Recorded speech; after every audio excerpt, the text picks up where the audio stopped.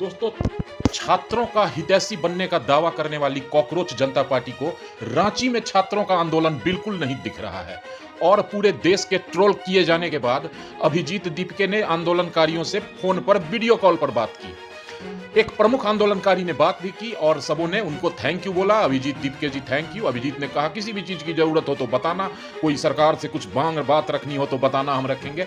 Typhoid ठीक होता है तो हम रांची भी आएंगे, कह के उसने फोन काट दिया। अब मित्रों, एक प्रमुख आंदोलनकारी का बयान आया है, वो भी सुन लीजिए। अभिजीत दीपके से कोई वीडियो कॉल पे बात हो रही थी। भाई मैं हाथ जोड़ के बोलता हूँ, ठीक है, मेरा पॉइंट ऑफ व्यू है, किसी को बुरा लगता है अच्छा लगता है, I don't care, but please आप मत आना, हमें नहीं चाहिए। ये हमारा प्रोटेस्ट जो है, यहाँ पे हमें आजादी के नारे, धार्मिक नारे, और यहाँ पे हम लोगों को राजनीतिक कोई भी मामला नहीं चाहिए। ये जंतर मंतर, ये झारखंड है, हमको एग्जांपल सेट करना है पूरे ऑल ओवर इंडिया में कि without funding, without politics, without अभद्र लैंग्वेज हम लोगों को कितना प्यार मिल रहा है, और हम लोग सरकार से जो मांगे हमारी वो पूरी करवाएंगे। रांची के ईमानदार छात्र बिल्कुल नहीं चाहते कि अभिजीत दीपके या कॉकरोच पार्टी का कोई भी उनके प्रदर्शन में आए और प्रदर्शन बदनाम हो। ये आंदोलन बदनाम नहीं होना चाहिए, ऐसा साफ कहना है रांची के आंदोलनकारियों का। इनके कहने का मतलब साफ है। यहां एक बड़ा बोर्ड लगाया गया है इन प्रदर्शनकारियों के स्थल पर कि किसी भी राजनीतिक पार्टी को, किसी भी राजनीतिक नारे को, किसी भी धार्मिक नारे को इस प्रोटेस्ट में जगह नहीं मिलेगी। यही कारण है कि देश के तमाम वो विपक्षी नेता जो कॉकरोच जनता पार्टी के मंच पर अपनी हाजिरी लगाने के लिए बेकरार थे, बॉलीवुड के वो तमाम दोगले सेलिब्रिटीज जिनको चुल मच जाती है, देश में जरा सी अराजकता क्या फैली, इनको लगता है कि लोकतांत्रिक सरकार को उखाड़ कर फेंक दिया जाएगा। मैं कुछ नाम भी लेना चाहूंगा उन दोगले बॉलीवुड सेलिब्रिटियों का। सबसे पहला नाम मित्रों, प्रकाश राज, ये दक्षिण भारतीय फिल्मों का एक विलेन है।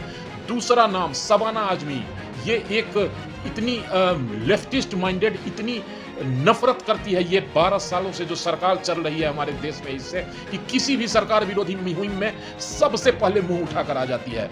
तीसरा नाम लेना चाहूंगा विशाल ददलानी, ये एक संगीतकार है और इसको पता नहीं क्यों इतना कीड़ा काटता है। जब भी इसको लगता है कि कोई मोदी जी के खिलाफ हो रहा है, मोदी जी को गालियां दे रहा है, सबसे पहले ये हाजिरी लगाने पहुंचता है अपना।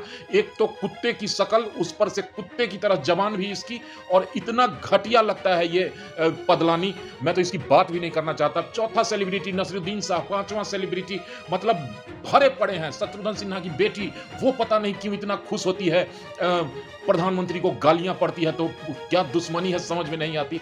इस तरह का मंच बनाया था कॉकरोच वालों ने और छात्रों के प्रोटेस्ट को बदनाम करके रख दिया था।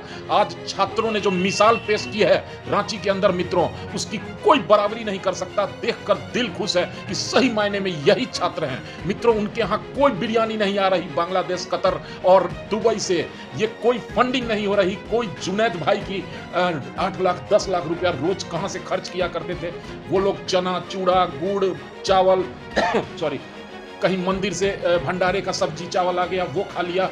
टेंट लगाने तक की अनुमति नहीं दी थी हेमंत सोरेन सरकार ने।